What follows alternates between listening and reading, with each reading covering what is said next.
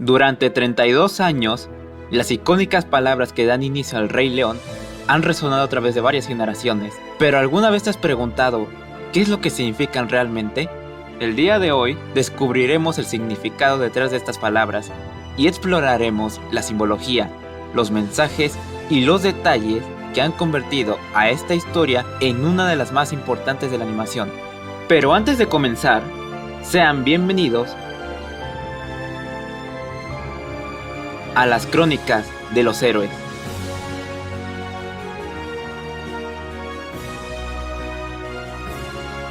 Capítulo 1.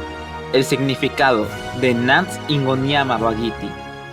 Detrás de las icónicas palabras que se escuchan al inicio del ciclo sin fin, Nans Ingoniama Bagiti Baba, son mucho más profundas de lo que parecen. Y no solo ocurre con esta canción, sino también con muchas otras composiciones que forman parte de la saga. De acuerdo con el cantante Le Bohème, quien es parte de las figuras más importantes detrás de la música de la historia, ya ha mencionado qué es lo que realmente significa, y de acuerdo con la traducción oficial utilizada por Disney, este verso significa: todos alabamos al rey, nos inclinamos ante su presencia, ya que es una expresión ligada a tradiciones africanas de alabanza real y simbología de poder.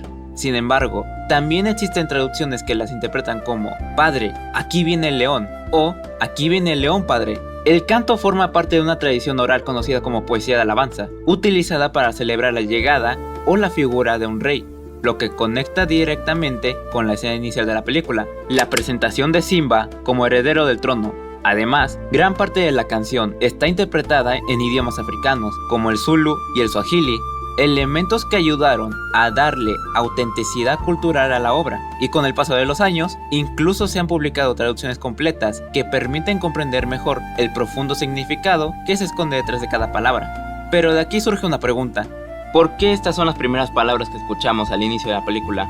La respuesta se encuentra en la propia historia. Tanto la salida del sol que abre la película como la canción tienen una simbología muy importante: el comienzo de una nueva vida.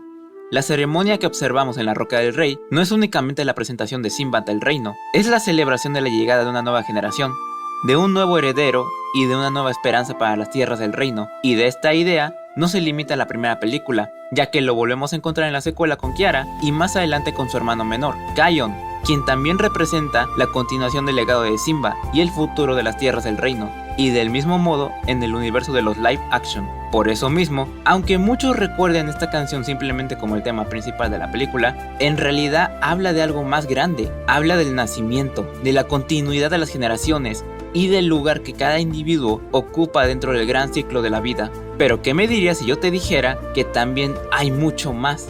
Capítulo 2. La simbología bíblica. Si alguna vez han visto la serie de Los Elegidos, o en inglés, The Chosen, quizás recuerden uno de los momentos más importantes: la entrada triunfal de Jesús en Jerusalén. Mientras avanzaba entre la multitud, todos lo recibían con alegría y exclamaban Hosana, que significa sálvanos, o sálvanos por favor, e igualmente sálvanos ahora. Reconocen la llegada del Mesías, y aunque en el Rey León cuentan una historia muy diferente, algunas personas han encontrado ciertos paralelismos interesantes al observar la presentación de Simba en la Roca del Rey, del mismo modo en el inicio de la secuela, y de igual manera en la Guardia del León, con el Árbol de la Vida, y también en Mufasa. En todas estas escenas vemos a una multitud reunida para presenciar la llegada de una figura importante. Vemos la celebración, la esperanza y la sensación de que algo nuevo está comenzando. Aunque claro está, esto no significa que la escena de la entrada triunfal, así como las coronaciones y las presentaciones, sean iguales. Sin embargo, hay que reconocer que es muy interesante observar cómo distintas culturas y relatos utilizan símbolos similares para transmitir estos mensajes, como el nacimiento, la esperanza, la renovación y la llegada de una nueva generación. Y esta no sería la única historia en donde algunos espectadores han encontrado este tipo de simbolismos. Las Crónicas de Narnia son uno de los ejemplos más conocidos, y en esta saga se nos presenta a Jesús como un león, Aslan, y el león representa el orden, el sacrificio, la reencarnación y la justicia. Y es tal y como la Biblia dice lo que representa el león. Es símbolo de la resurrección, la valentía y la nobleza. Pero aquí es otra historia, otra tierra, otro mundo y un reino distinto. Y tal como Aslan lo mostró en la primera película, él reencarnó y en la tercera película dijo: mi nación yace más allá del mar, en su mundo tengo otro nombre, deben aprender a conocerme por él. Este tipo de simbolismo se puede entender desde la fe o desde la narrativa, y en ambos casos el mensaje sigue siendo totalmente válido. Aslan representa muchas de las enseñanzas y valores presentes en la tradición cristiana, e incluso en el libro El sobrino del mago, el cual viene siendo el origen de la saga de Narnia, se nos presenta el nacimiento de la tierra de Narnia, que viene representando a la creación, y esto viene convirtiéndose en un punto muy fuerte para analizar. Pero tanto en Narnia como en El Rey León, encontramos una idea que se repite constantemente: la importancia del sacrificio, el legado, la esperanza y la continuidad de las generaciones. Y es precisamente aquí donde volvemos a encontrarnos con el verdadero corazón de esta historia: el ciclo de la vida. Este tipo de simbolismo no es algo ajeno a Disney. Desde sus inicios, Disney ha trabajado con elementos espirituales y simbólicos, sin hacerlos literales. Basta con recordar cortos clásicos, los primeros en blanco y negro, donde Mickey está rezando, o incluso el especial de Navidad, The Small One, en español se titula Pequeño, que aborda directamente el nacimiento de Jesús. El jorobado de Notre Dame también es otro ejemplo, y Fantasía, la primera película, donde nos presentan a Chernabog, y gracias a palabras del propio Walt Disney, él mencionó que Chernabog es el mismísimo diablo o igualmente Satanás, pero donde hay oscuridad también hay luz, y del mismo modo aparece la Virgen María. Cuando el pueblo que estaba siendo atormentado por Chernabog comienzan a cantar oraciones, y gracias a la luz del alba, el mal vuelve a dormir. Y entre muchas otras historias, este simbolismo sigue presente, y esto no es para nada una doctrina, esto se trata del lenguaje narrativo. Aunque ahora mismo se preguntarán, ¿por qué también en la Guardia del León? ¿En dónde encaja Kion? ¿Y por qué se convirtió en el siguiente rey del Árbol de la Vida? Capítulo 3. Kion. Aunque el hijo de Simba haya sido elegido para convertirse en el nuevo guardián y líder de la Guardia del León, en realidad su historia y su destino también estaban ligados a algo más grande que solamente proteger las tierras del reino. Y no solamente era una preparación física con el rugido de los ancestros, también era una preparación espiritual. De hecho, hasta su propio abuelo Mufasa trató de enseñarle esa lección desde la primera vez que se conocieron, el cual le terminó diciendo: estás a punto de embarcarte en un gran viaje. Pero en ese entonces Kion aún era joven. Todos podíamos ver el rugido como un poder para vencer enemigos, pero para Mufasa y el resto de los reyes del pasado, incluyendo a Ascari, el primer guardián, para ellos eso representaba algo mucho más importante, una responsabilidad, algo que jamás fue terrenal, sino espiritual y sagrado. Algo que jamás perteneció a las tierras del reino, y que no solamente estaba vinculado a Kion y a sus ancestros, porque el verdadero propósito del rugido no era solamente otorgarle poder, era recordarle que formaba parte de algo más grande que él mismo. Y es por eso que aquí entra el árbol de la vida, y es presentado como algo mucho más importante que las tierras del reino, no siendo un lugar con fuente de poder, es un reino de sanación y de refugio, del mismo modo siendo un hogar para las especies que no pueden encontrar sanación. Tal y como la serie lo demostró, en su función y simbolismo se entiende que es un equivalente narrativo al Edén. Asimismo se deja en claro que es un eje espiritual y narrativo del equilibrio. La magia existe y se ha estado enseñando a lo largo de toda la saga, y más con los Mayusis reales, los cuales son Rafiki y Makini, los chamanes de la realeza. Siempre se ha mostrado y explicado dentro de la historia, y aunque haya personas que no capten esto o intenten negarlo, lo único que están haciendo es ignorar por completo lo que la saga ha estado enseñando explícitamente. En ese mismo sentido, el Rey León utiliza un mensaje más antiguo: el león no gobierna por fuerza o por poder, gobierna como un guardián y elegido del equilibrio del ciclo de la vida. Por eso no es casual que los leones sean quienes estén protegiendo el árbol de la vida. Sin embargo, en ese entonces no todos lograron captar el mensaje y del por qué Kion se convierte en el nuevo rey, y de ahí muchos comenzaron a reducir esta narrativa a interés por poder o ambición, lo cual jamás fue del todo cierto, y en esa manera del cómo veían las cosas, estaban del todo equivocados, y estaban ignorando por completo lo que se estaba mostrando, y el cómo se construyen este tipo de historias.